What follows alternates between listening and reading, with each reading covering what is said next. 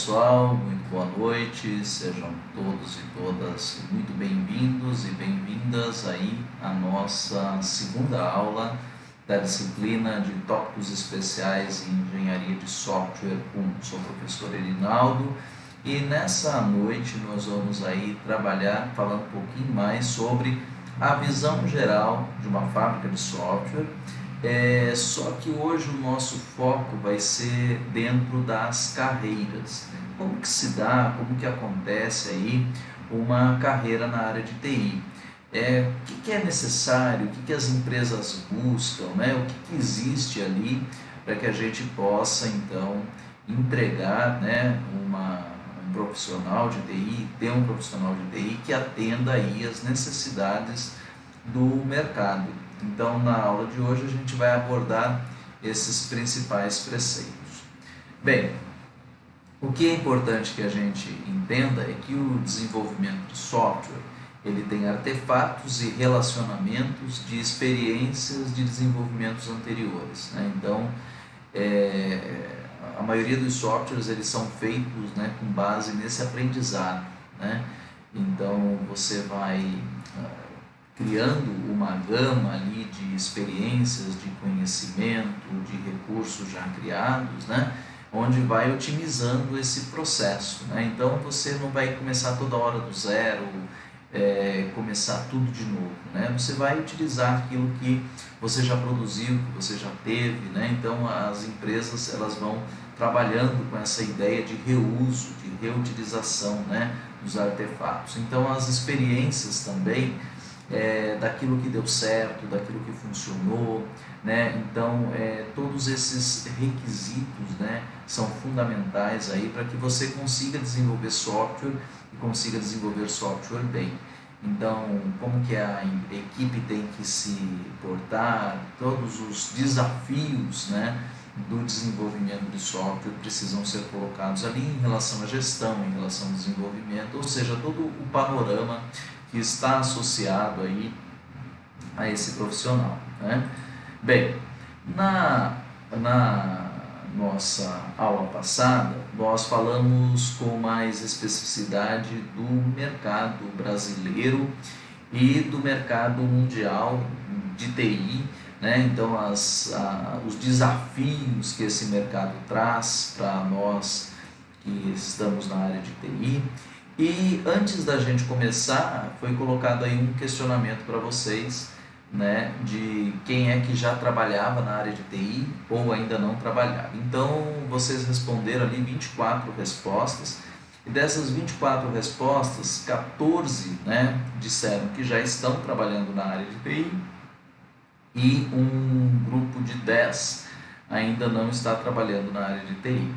Quando a gente vai colocar alguns pontos, então a gente colocou ali alguém trabalha como gestor, como analista, como suporte, como desenvolvedor, né? Ou outras funcionalidades, então outras funções. O que a gente percebeu ali nas respostas que o pessoal deu é que dos 5 que trabalham na área, os 5 são analistas, né? Existe, claro, alguns analistas que são analistas e desenvolvedores também, e existe aqueles ali que vão apenas não, que é uma função primordial, né, compreender ali as necessidades do usuário. Existe analista de negócio, existe analista de software e assim por diante, né? Então tem ali trabalhando como analista, e assim não existe nenhum, né, que trabalha com desenvolvimento. Ninguém trabalha ainda como gestão. Então gestão é alguma coisa que demanda tempo, né? Demanda experiência, demanda olhar para esse passado para ter experiência de gerenciar alguma coisa, né? Gerenciar alguma coisa não é simples. Suporte, ele geralmente é uma área de entrada, né? É um ponto de entrada no mercado, porque o suporte, ele vai estar muitas vezes aprendendo ali o negócio do cliente, como funciona. Então é o ponto de entrada ali para esse cliente, né? Agora, o que chama atenção é que tem gente que está trabalhando, então aí pode estar trabalhando na área ou não, como 14 diz que sim, né, que está trabalhando na área de TI, um número significativo de 9, né? Então 5 estão, né? E nós temos 9 ali que estão em outras áreas, né? Então, apareceu outros ali como sendo isso daí para o pessoal de TI, né? Então, os 10 não responderam, porque isso daí é específico para TI. Então, nós temos 9, né, que estão atuando em outras áreas. Talvez essas áreas sejam áreas mais de manutenção ou alguma coisa nesse sentido, né? Bem, na aula de hoje nós vamos falar sobre alguns pontos, né, importantes. Então voltamos a falar sobre o mercado, mas esse mercado agora é muito mais voltado para a empregabilidade, para o funcionário, para a pessoa que vai trabalhar na área de TI.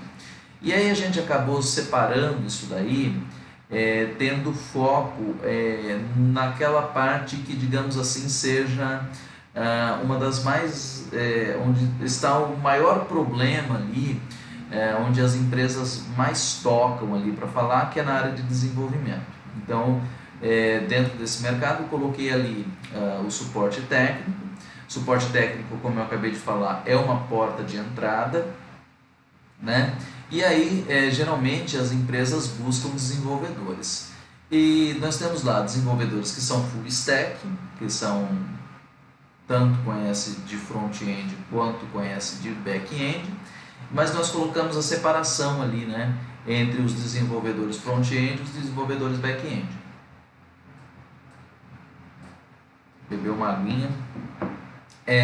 Uma outra parte fundamental é qualidade de software, né? Então a entrega de qualidade é alguma coisa importante. E aí eu vou falar um pouquinho sobre a carreira. A carreira na área de TI é uma carreira em Y, né? Então eu vou mostrar para vocês o que é essa carreira em Y, para que a gente possa entender. Antes disso daí, dentro do questionamento que nós tínhamos, né, tinha lá qual que era a cidade, qual que era o estado onde você trabalhava. E como a gente pode ver, né, 33% dos respondentes colocaram São Paulo, né, como sendo resposta. Então, se você pegar aquele mapeamento que nós colocamos, né, e as respostas que nós obtivemos, né, então a grande maioria está na região sudeste, né, então São Paulo aparece como um polo importante. Além de São Paulo, você vê que aparece gente de Campinas, de Sorocaba, também, né, em São Paulo, mas aí você tem outras regiões da região sudeste, né? Minas Gerais aparecendo ali em Patrocínio, Teófilo Otoni, né? O pessoal colocou sul de Minas, né? Então aparece aí, não sei se está aparecendo, mas para mim não aparece, acho que ninguém do Rio de Janeiro aqui, né? Então não tem ali. Aparece o pessoal do sul depois, né? Então aparece ali, não conheço todas as regiões, né? Então não sei as cidades, mas apareceu ali Florianópolis e Curitiba, né? E aí nós vamos para outras regiões, né? Tem Aracruz no Espírito Santo também, que apareceu, que também é região sudeste, né?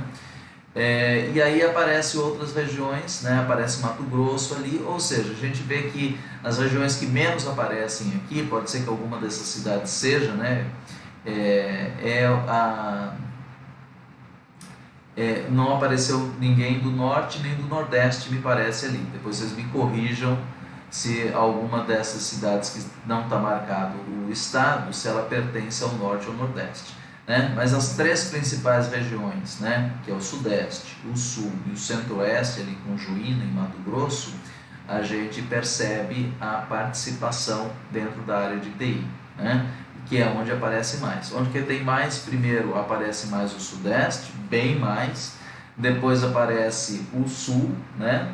E depois aparece a região centro-oeste. Então, a gente viu que aquilo que foi colocado ali é o que está sendo representado dentro dessa região, né? Dentro dessa resposta aqui de uma universidade EAD que pega alunos de todo o Brasil. Bem, quando a gente fala então de mercado de TI, o mercado de TI ele tem uma necessidade muito grande, né? E essa necessidade envolve capital humano, né? Tem necessidade de gente.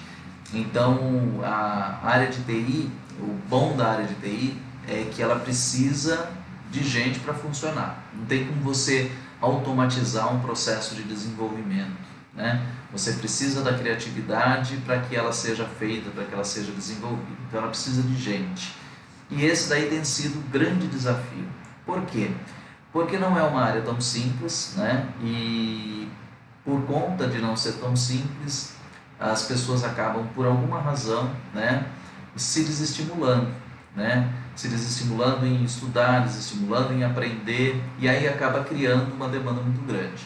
Então, as necessidades de gente, elas estão em todos os cenários dentro desse mercado, né? Então, estão ali alguns desses cenários descritos para vocês. O desenvolvimento de software, que aí abrange todo o desenvolvimento de software, projetos de ERP, de sistemas de gestão, né? Gestão da informação, gestão de projetos, trabalhar com suporte, trabalhar com usabilidade, ou trabalhar com business intelligence, né? Trabalhar com infraestrutura de TI, que envolve aí a parte de rede, segurança da informação, e ter especialista em arquitetura de TI e também que trabalhe com as APIs, né?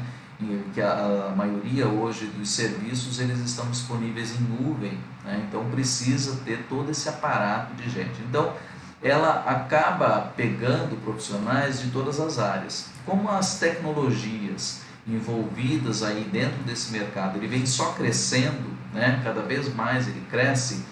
Então as exigências para esse profissional, ela também cresce. Muitas vezes a gente vai olhar um anúncio de jornal, né? Jornal era na minha época, quando eu buscava um anúncio que aparece lá no LinkedIn, alguma coisa assim. O que a gente acaba vendo lá? Um monte de requisitos para aquela vaga, né? Então as pessoas falam, poxa, mas como, quando que eu vou entrar nessa vaga, né? Então eu vou contar aqui uma situação, não sei se eu contei na aula passada, mas eu sempre busco contar isso daí para os meus alunos. Eu trabalho já com educação há um bom tempo, né? O meu foco principal é educação, e eu trabalhava num programa de letramento digital, que é justamente já trazer essa cultura digital, essa cultura em TI para as crianças desde cedo, né? E eu tinha uma colega, essa colega não era da área de TI, ela veio atuar na área de TI, mas como pedagoga, né? Então ela veio ali atuar, veio mexer, mas ela não era da área de TI.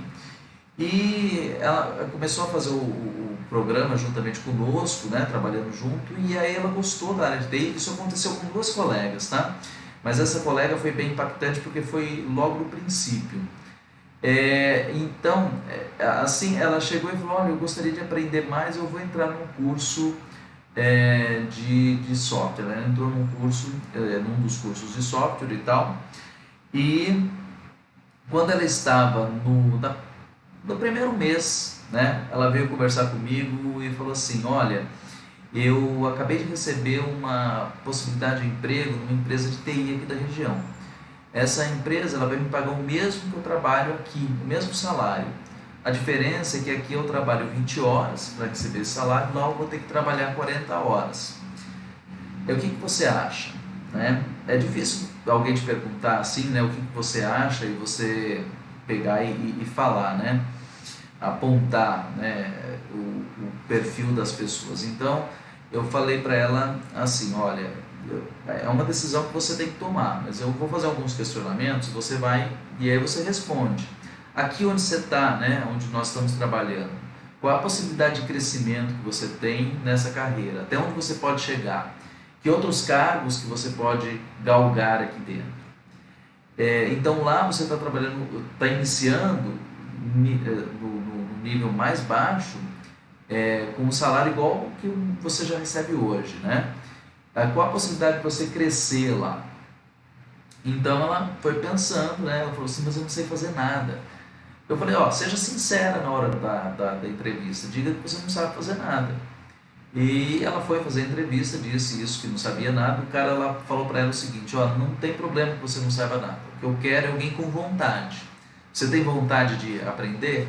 Né? E ela foi lá, entrou na empresa E hoje, né, acredito que entre esse início deve ter 1 ano e meio mais ou menos, ela está aí já como analista de qualidade, né? Então ela já subiu, ela já galgou valores lá dentro, ela já ganhou uma promoção. Claro que tudo isso daí é muito em função da própria característica e dessa vontade de aprender. Então acho que esse é o ponto principal quando a gente fala dentro desse ambiente de fábrica de software, para que vocês possam entrar no mercado de TI, é justamente isso daí, ter essa vontade de entrar, porque o mercado absorve, né? O mercado acaba absorvendo. Bem, falando então dentro do mercado, a gente tem vários tipos de empresas. A gente tem empresas que trabalham com gestão empresarial. Então, como a área de TI ela é uma área meio, então geralmente você tem empresas que acabam prestando serviço para outras empresas, né? Então a empresa tem a sua área fim, que é a área comercial ou alguma coisa nesse sentido, e você tem um sistema, né? Um sistema de relacionamento com o cliente, um sistema de gestão para aquilo que a empresa vai trabalhar. Então você tem área financeira, área comercial, ou seja, todas as áreas de negócio que nós temos aí entram nessa questão de gestão empresarial, né?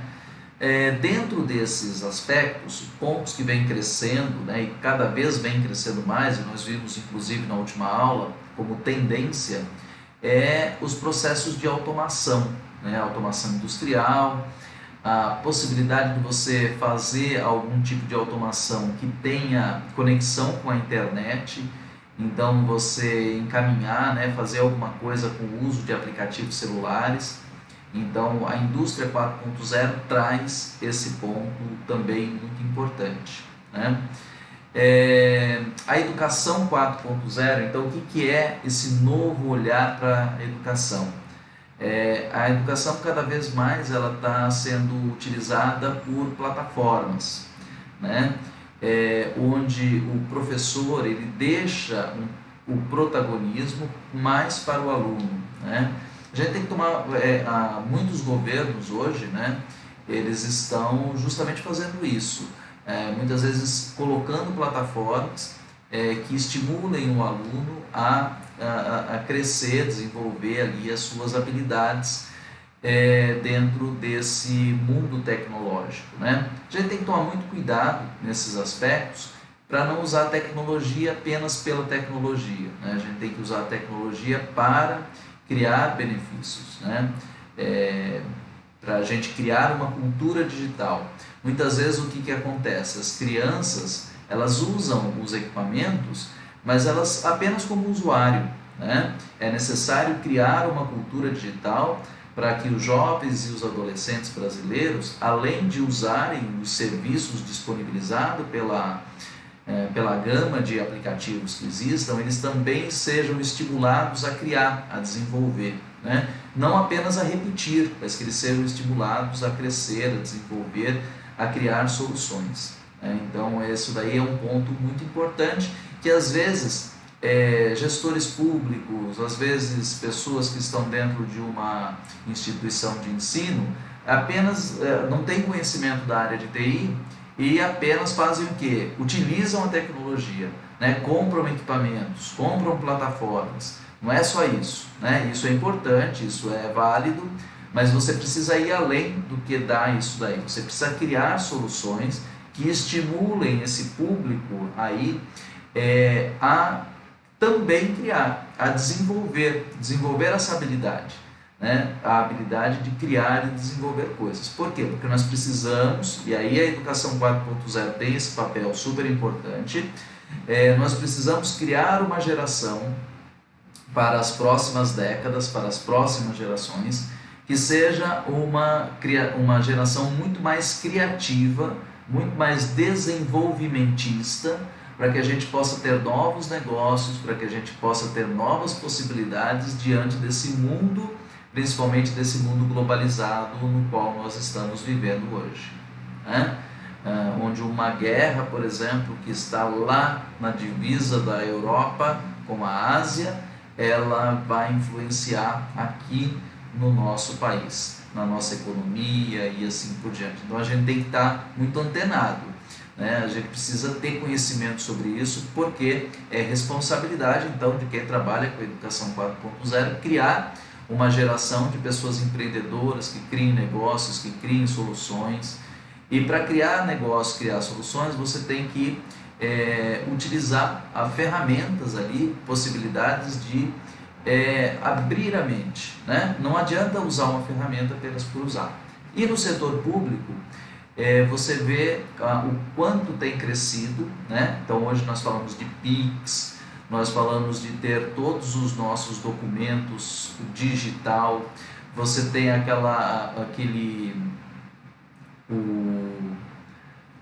me fugiu o nome, mas é aquele endereço eletrônico, né, onde você tem todos os acessos à sua carteira de trabalho, ao INSS, a fundo de garantia, todas as título de eleitor, carteira o CPF, tudo seu está ali dentro daquele endereço eletrônico federal que você cria, então que você pode utilizar. Os serviços públicos, né, eles estão cada vez mais buscando a utilização de ferramentas computacionais para que possa chegar a mais pessoas, para que a maioria das pessoas possam ter acesso de forma mais rápida, né, sem precisar se deslocar. Então o setor público tem se informatizado bastante, ainda falta bastante coisa, mas tem avançado nesse sentido, e isso é muito positivo para a nossa área também. Então muitas empresas que investem aí, né, dentro do setor público. Quando a gente fala então da área de TI, existem vários pontos, né? Ali não é em 20.241 não, tá? Tem umzinho ali a mais que está errado ali, é em 2024, tá? Então arrumando ali, né? Em 2024 existe ali um apontamento, né? Que vai faltar, né? 290 mil profissionais na área de TI. Como eu falei para vocês, né, na aula passada, inclusive, uma das minhas funções justamente foi estar dentro de uma empresa, criar uma empresa para formar essa mão de obra, pela necessidade que as empresas têm de formação de mão de obra e de formação de mão de obra rápida, né? Precisam formar mão de obra rápida. E precisa formar de acordo com aquilo que o mercado precisa, né? Então não adianta você ter um título. O título é importante, o título é fundamental, o aprendizado é fundamental, as empresas exigem isso, então não imagina que não seja isso, as empresas exigem.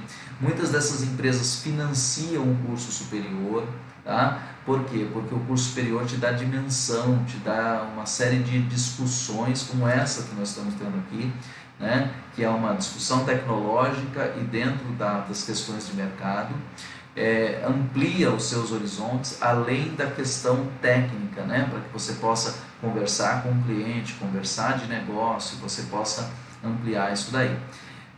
Para que então isso daí foi feito em 2019, se não me engano. Para que isso daí fosse vencido, era necessário uma formação de 70 mil novos alunos por ano, né? Só que o Brasil só consegue entregar entre os profissionais de TI, entre os alunos que se formam, 46 mil, né? E com que formação estão esses 46 mil, né? Como é que essas pessoas realmente estão formadas? Por isso que eu bato sempre na tecla de vocês irem criando, né, ou criarem durante o curso de vocês, resgatarem, quem tem ainda, o portfólio de todas as disciplinas que vocês tiveram, dos mapas que vocês construíram, né? E quando vocês fizerem as coisas, vocês façam o melhor possível.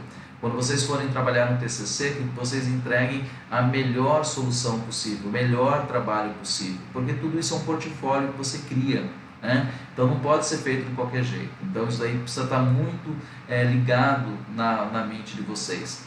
Mas então quer dizer que basta, essas 46 mil pessoas estão empregadas? Não necessariamente estão empregadas. Então esse é um ponto sério que você precisa entender.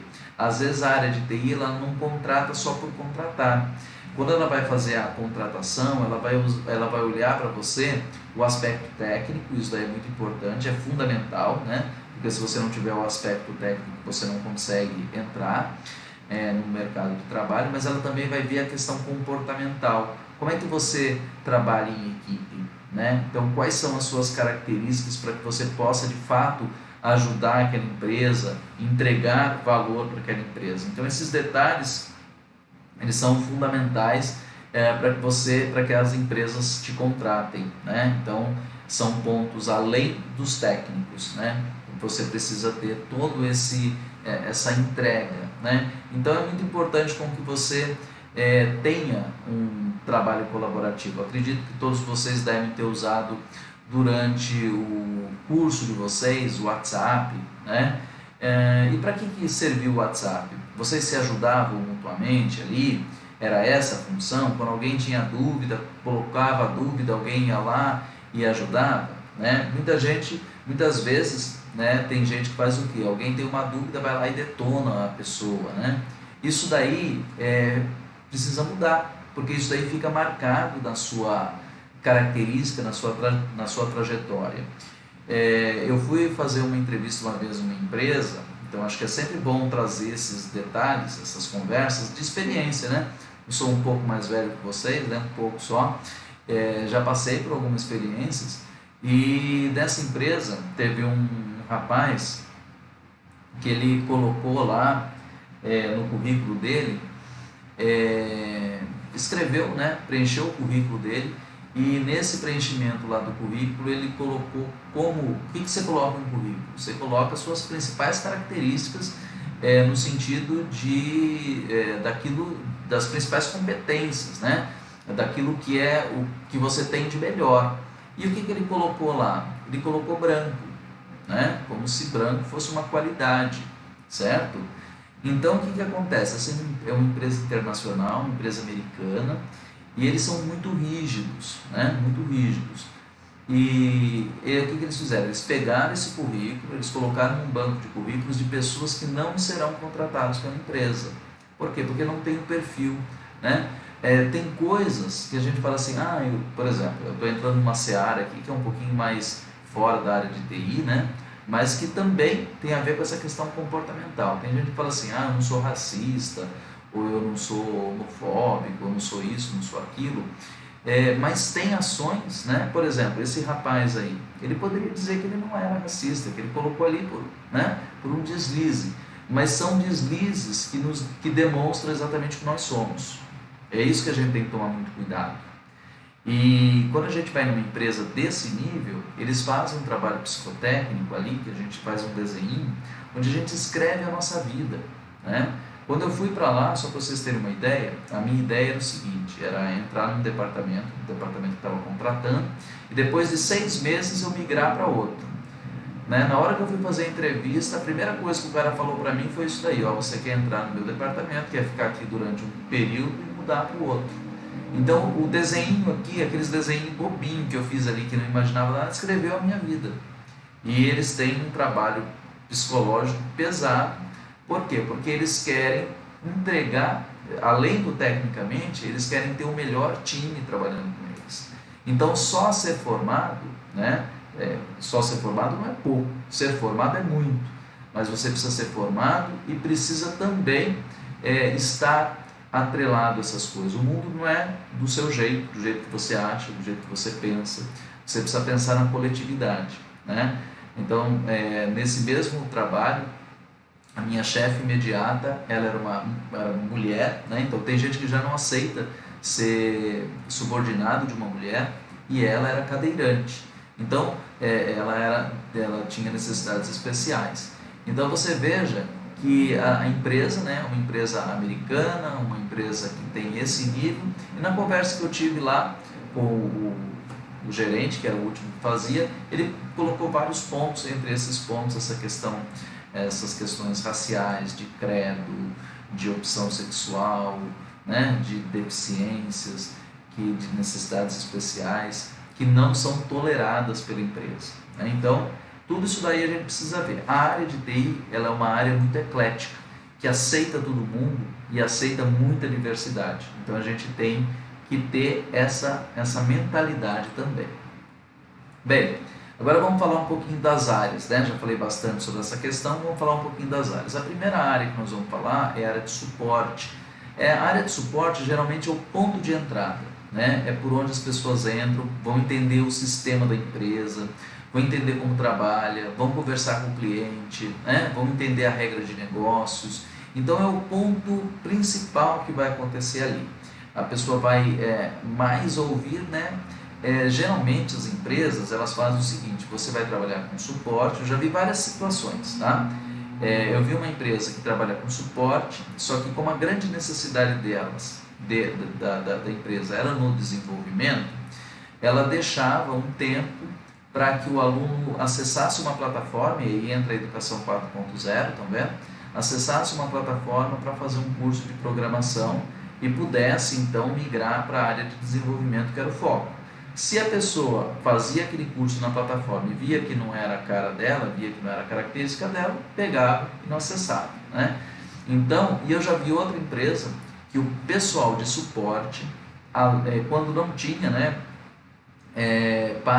tinha que fazer implantação, melhor dizendo, de uma aplicação, então o pessoal de suporte fazia essa função também. Então tem uma série de situação que precisa, né?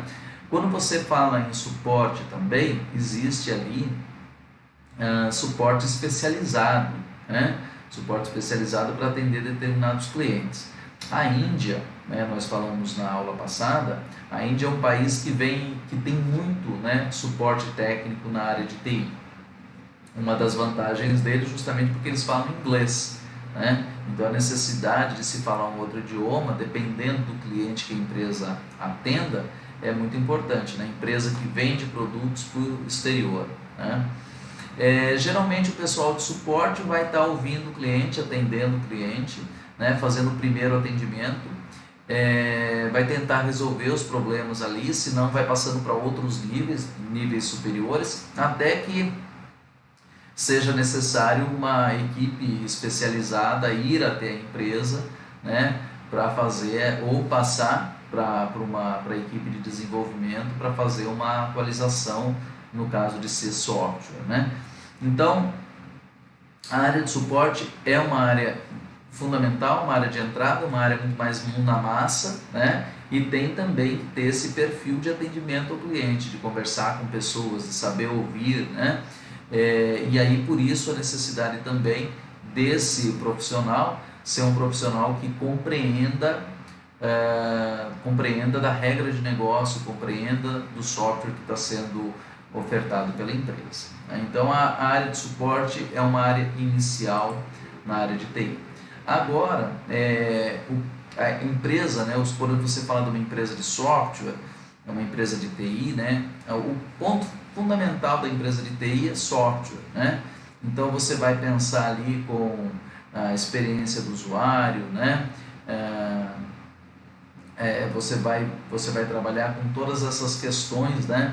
Interface, né? As interfaces, aquilo que vai ser demonstrado. Você vai ter o front-end, você vai ter o back-end, quais as suas características, qual é a sua principal frente de trabalho. Você vai ter um conjunto de ferramentas muito grande, você vai trabalhar com linguagem de programação, mas você também vai trabalhar com frameworks, né? Então isso daí é muito importante vocês estudarem, né? Na graduação, então sempre como a gente fala, a graduação ela tem uma entrega para o ENAD, né? Então o ENAD acaba buscando o quê?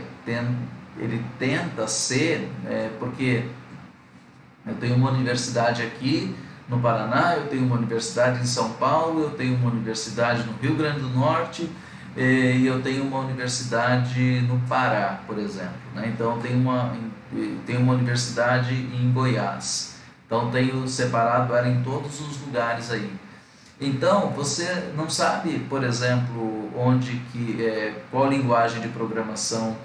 Cada uma pode usar uma linguagem diferente, cada uma pode usar um framework diferente. Então, quando isso é cobrado numa prova do ENAD, ele não pode cobrar essa especificidade, vocês compreendem?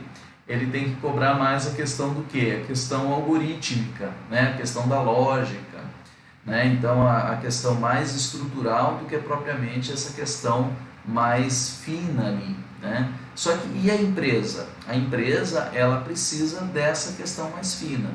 Então, boa parte daquilo que você precisa estudar para entrar para uma empresa vai depender muito do que a universidade vai te dar o caminho, vai te abrir os olhos, vai te apontar por onde você tem que ir, e aí o desenvolvimento é pessoal, o desenvolvimento é seu para o mercado. Né? Então tem muita, a faculdade, né, a universidade, ela não tem a função, né, de te apresentar, de te ensinar uma linguagem de programação e você ser o expert naquela linguagem de programação, porque ela vai falhar na sua formação. A ideia da universidade é te dar a formação, né? Você ser formado, você saber pensar, você ser criativo, você conseguir desenvolver um raciocínio, né? Muito mais do que você saber a sintaxe exata de alguma coisa. Tá? É claro, algumas coisas são básicas, funcionais, por exemplo, linguagem C. Linguagem C é praticamente padrão, utilizado em todos os lugares, né? Mas é porque ela te dá um padrão lógico de desenvolvimento. Mas no mercado, o uso de C ele já é menor. Então, a universidade ela trabalha com você, principalmente essa sua questão criativa e a sua capacidade de compreensão, né? E aí você precisa estudar. Você que nem médico, né? Guardado só as diferenças salariais ali, né? Embora tenha alguns caras de TI que ganhem muito bem, né? Mas você que nem médico, você tem que estar sempre estudando, você tem que estar sempre atualizado, né? Se você parar, você tem que voltar tudo atrás. Você não perde, né, essa questão de formação que você teve, mas você perde o caminho das novidades. Então, por isso, que quem entra na área de TI tem que gostar de estudar, e estudar sempre, se atualizar sempre. Então, isso é um ponto bem importante que vocês têm que ter em mente aí. Então, o desenvolvimento front-end, ele tem a ver com tudo aquilo que você vai criar, né? E para você montar um front-end, você tem que montar um front-end com base nas necessidades do usuário, na experiência do usuário, naquilo que o usuário precisa. Então você precisa fazer entrevistas, elaborar questionários, né? Preparar uma prototipação do teu formulário, da tua página, do teu aplicativo, né? Esse protótipo precisa ser validado pelo usuário, né? Então você vai elaborar um roteiro quantitativo. Nesse roteiro quantitativo você vai ver, por exemplo, quantos cliques, né, são necessários para executar alguma coisa.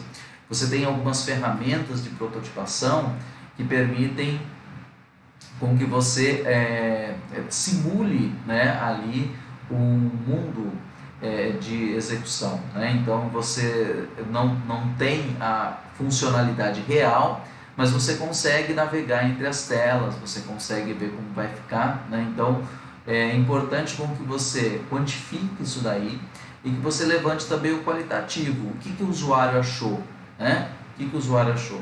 Então é muito importante com que você veja o que é prioridade, né? Então você tem a funcionalidade, como que você vai apresentar essa funcionalidade. Então você precisa montar, né, então essa solução front-end a partir disso daí. Existe uma série de ferramentas que você vai utilizar nesse mundo front-end, né?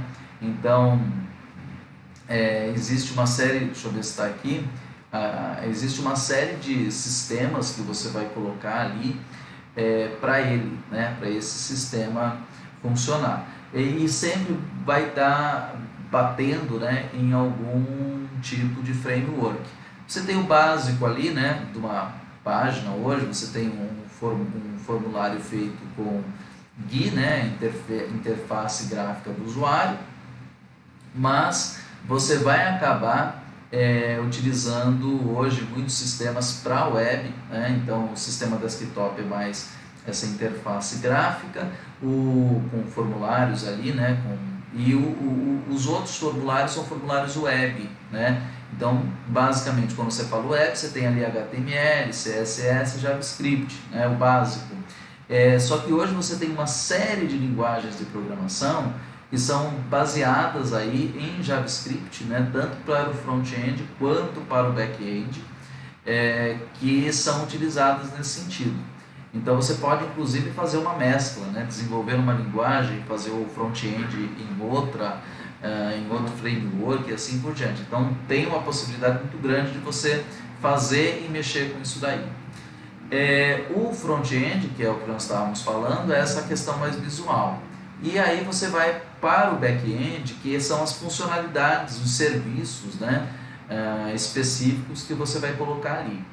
Então você tem hoje ainda muitos sistemas que estão funcionando, que são sistemas legados, que são sistemas que já existiam anteriormente, né, de linguagens que não são hoje tão comerciais, no sentido de você aprender, né? Então, assim, por exemplo, aqui na nossa região em Maringá, existe uma procura muito grande por Delphi, né? Só que Delphi é uma linguagem ali dos anos 90, né? Hoje em dia, dificilmente alguém vai começar com Delphi, né? Porque Delphi é apenas para sistemas mais antigos, né? Então, sistemas que estão funcionando. Só que são sistemas que estão funcionando bem, né? Se eles estão funcionando bem, às vezes o empresário pensa, por que eu vou trocar? Por que eu vou migrar para um sistema mais novo se o atual me atende? Então ele vai mantendo ali enquanto for possível, né? Claro que outras empresas já vão se adiantando nesse sentido e já vão fazendo as mudanças, né? Tem uma empresa mesmo aqui em Maringá que está fazendo essa mudança. Ela tem um sistema em Delphi e ela está migrando ele para C Sharp, né? Então está fazendo uma mudança para uma linguagem que está mais em alta, que está sendo utilizada aí.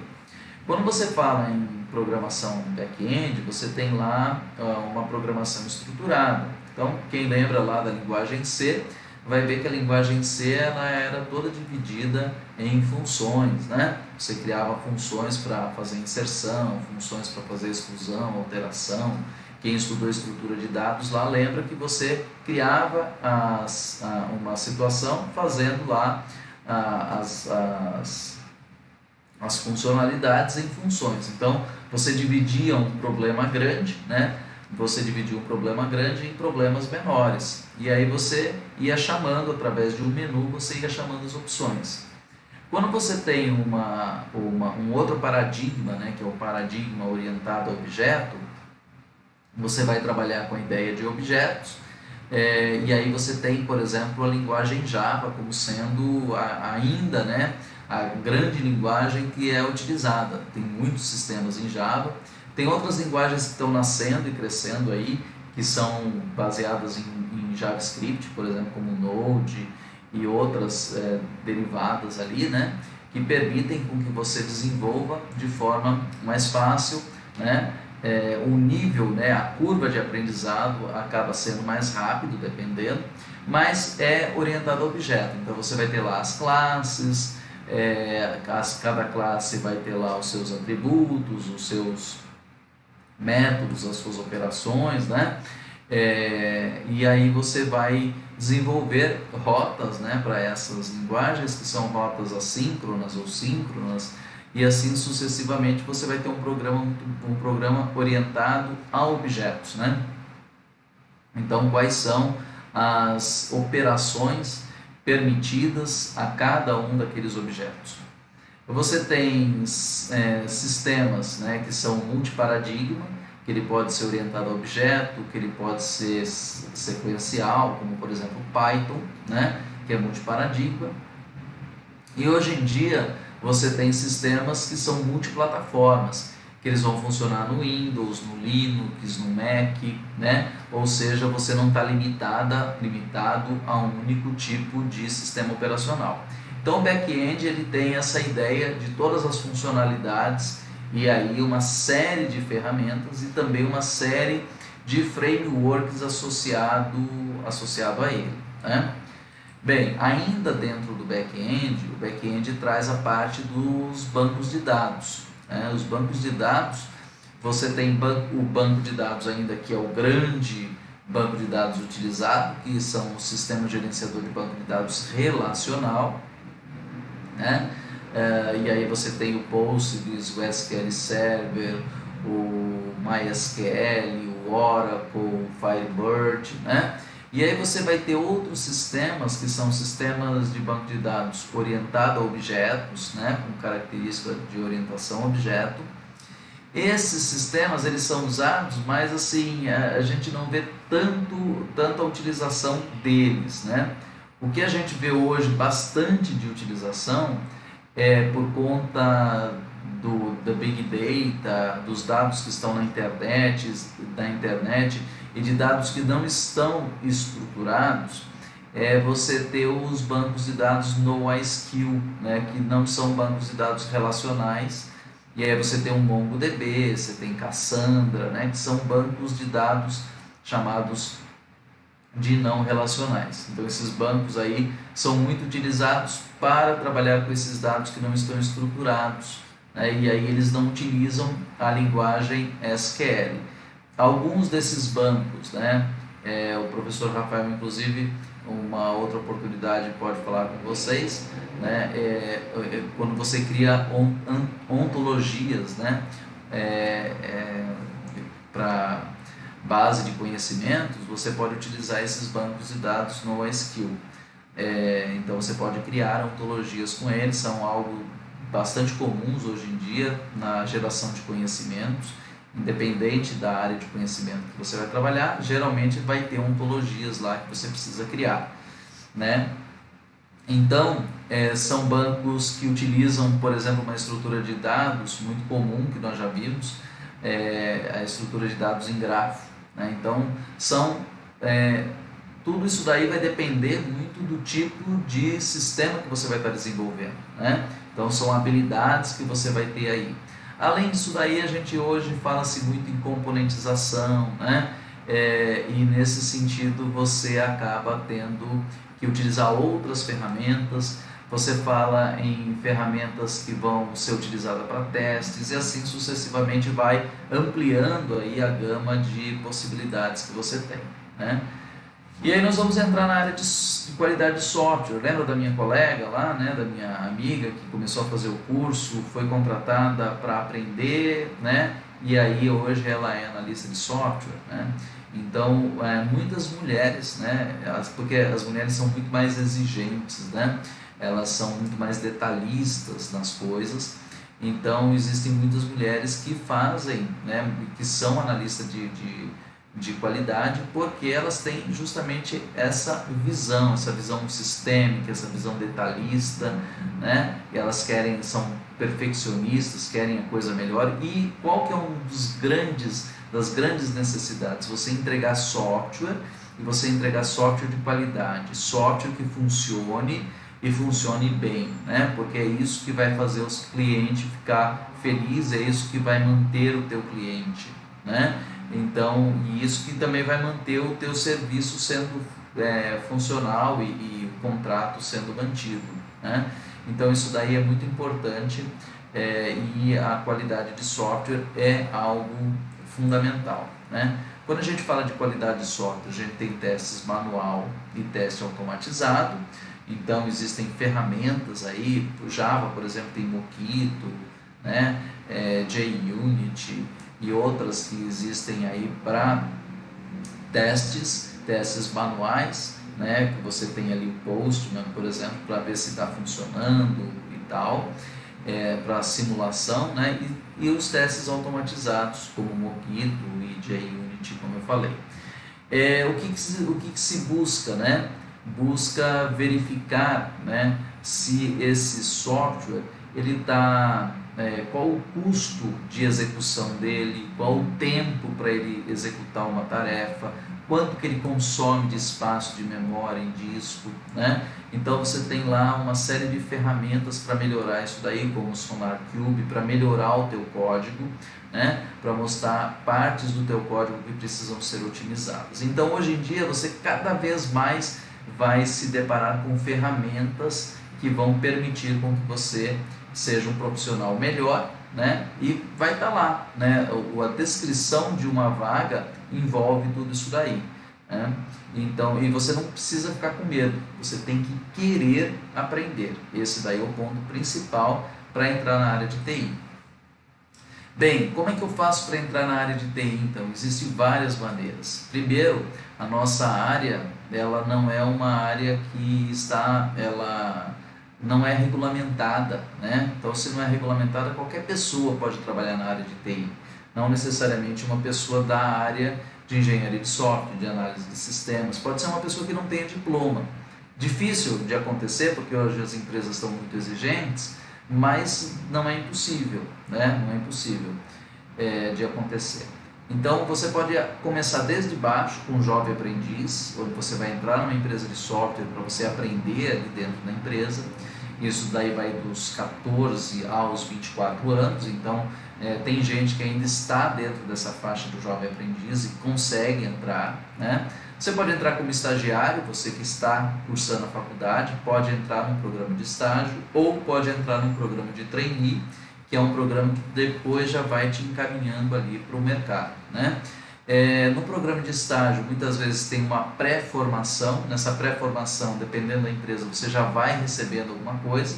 Depois você passa a estagiar e conforme aquilo que você entregar, você pode virar trainee ou ser aprovado direto para começar como júnior.